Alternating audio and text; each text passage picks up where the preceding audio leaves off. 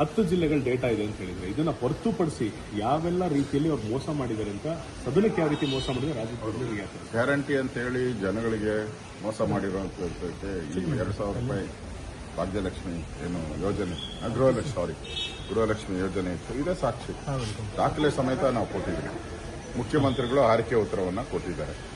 ದಾಖಲೆ ಕೇಳಿದ್ರೆ ತರಿಸ್ತೀನಿ ನೋಡ್ತೀನಿ ಅಂತ ಒಬ್ಬ ರಾಜ್ಯದ ಮುಖ್ಯಮಂತ್ರಿ ತರಿಸ್ತೀನಿ ನೋಡ್ತೀನಿ ಅನ್ನೋದು ಬಿಟ್ಟು ತಪ್ಪಾಗಿದ್ರೆ ತಪ್ಪು ಅಂತ ಒಪ್ಕೊಂಡು ಅದು ಸದನದಲ್ಲಿ ತಪ್ಪು ಉತ್ತರ ಕೊಟ್ಟಿದ್ದಾರೆ.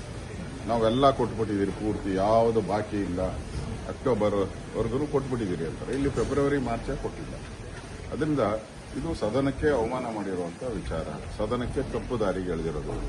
ಇಲ್ಲ ಮಂತ್ರಿ ಮೇಲೆ ಕ್ರಮ ಆಗಬೇಕು, ಇಲ್ಲ ದಾಖಲೆ ಕೊಟ್ಟಂತ ಅಧಿಕಾರಿಗಳ ಮೇಲೆ ಕ್ರಮ ಆಗಬೇಕು.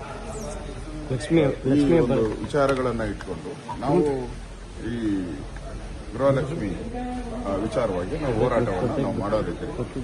ಮೊನ್ನೆನೇ ಅದು ಹೋರಾಟ ಸೋಮವಾರಕ್ಕೆ ಸ್ಪೀಕರ್ ಅವರು ಸೋಮವಾರಕ್ಕೆ ಅದಕ್ಕೆ ಅವಕಾಶ ಕೊಡ್ತೀನಿ ಅಂತ ಹೇಳಿದ್ದಾರೆ. ಸೋಮವಾರ ಅದ್ರ ಬಗ್ಗೆ ಚರ್ಚೆ ಮಾಡಿ. ಸದನಕ್ಕೆ ಲಕ್ಷ್ಮೀ ಹೆಬ್ಬಾಳ್ಕರ್ ತಪ್ಪು ಮಾಹಿತಿ ಕೊಟ್ಟಿದ್ದಾರೆ ಸರ್. ಇದು ತಪ್ಪು ಮಾಹಿತಿ ಕೊಟ್ಟಿರೋದಕ್ಕೆ ಸದನದಲ್ಲಿ ಅವರಿಗೆ ನಾವು ಪ್ರಸ್ತಾವನೆ ಮಾಡಿದ್ರಿ. ಸ್ಪೀಕರ್ ಅವರು ಸೋಮವಾರ ಕೊಡ್ತೀನಿ ಅಂತ ಹೇಳಿದ್ದಾರೆ. ಮೋಸ ಮಾಡಿದ್ದಾರೆ. ಸುಮಾರು 5,000 ಕೋಟಿ ರೂಪಾಯಿ 2 ತಿಂಗಳು 2,500 5,000 ಕೋಟಿ ಮುಚ್ಚಿಟ್ಬಿಟ್ಟಿದ್ದಾರೆ. ಜನಗಳು ಕೊಡಬೇಕಾದ ದುಡ್ಡನ್ನ ಪಾಪರ್ ರಾವತ್ತು ಫೈನಾನ್ಸ್ ಅಲ್ಲಿ ದುಡ್ಡಿಲ್ಲ, ಕೊಟ್ಟಿಲ್ಲ. ಅದನ್ನ ಬಯಲಿಗೆ ಎಳಿತಾ ಇದ್ದೀವಿ.